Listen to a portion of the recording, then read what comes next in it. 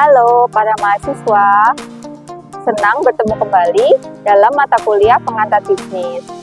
Ketemu lagi dengan saya Ida Ayu Fatmayuni. Dan kali ini kita akan membahas untuk materi dari business plan atau perencanaan bisnis.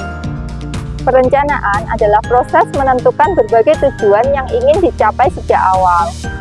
Setiap kali melakukan perencanaan diperlukan waktu khusus. Hubungan antara perencanaan dan dimensi waktu dalam perencanaan ini sangat krusial karena setiap periode perencanaan memerlukan pendekatan dan strategi yang berbeda untuk mencapai tujuan dari organisasi. Dimensi waktu ini membantu organisasi dalam menentukan fokus, metode, dan pengalokasian sumber daya yang berdasarkan urgensi dan kompleksivitas dari tujuan yang ingin dicapai. Berikut adalah dimensi waktu perencanaan.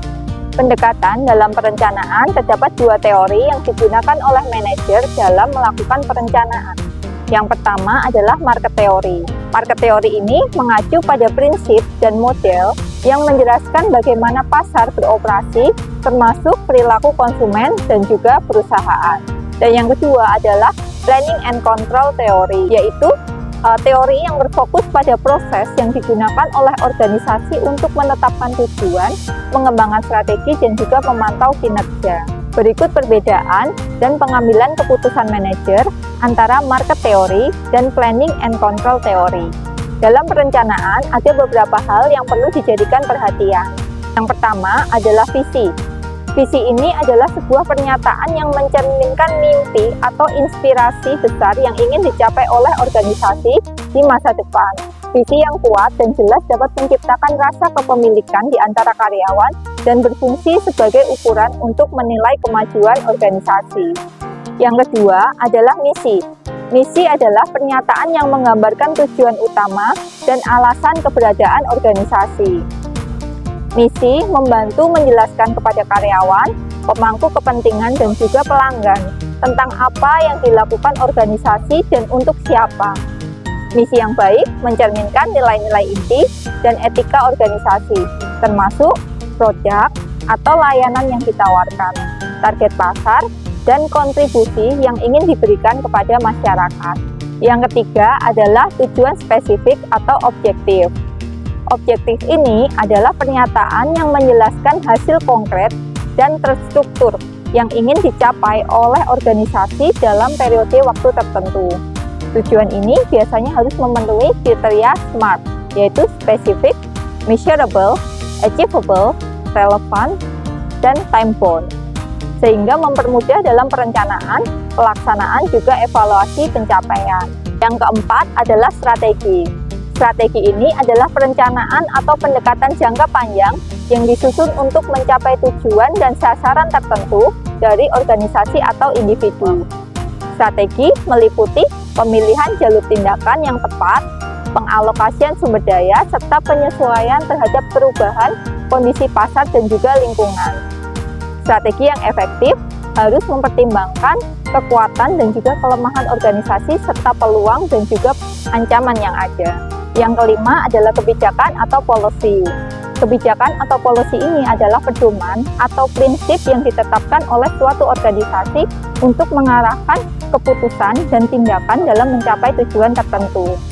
Kebijakan ini berfungsi sebagai landasan dalam pengambilan keputusan sehari-hari dan memastikan konsistensi dalam tindakan yang diambil. Dan kebijakan yang baik harus jelas, mudah dipahami, dan juga relevan dengan visi dan misi organisasi. Yang keenam adalah prosedur. Prosedur ini adalah serangkaian langkah atau tahapan sistematis dan terperinci yang harus diikuti untuk menyelesaikan suatu tugas atau mencapai tujuan tertentu dalam suatu organisasi. Prosedur memberikan pedoman operasional yang jelas, membantu memastikan konsistensi dalam pelaksanaan tugas. Yang ketujuh adalah aturan. Aturan adalah pedoman atau norma yang ditetapkan untuk mengatur perilaku, tindakan, atau kegiatan dalam suatu organisasi atau masyarakat. Aturan bertujuan untuk menciptakan struktur dan juga tata tertib sehingga setiap individu memahami harapan dan tanggung jawab mereka. Aturan yang jelas membantu mengurangi konflik dan menciptakan lingkungan yang harmonis. Kedelapan adalah program.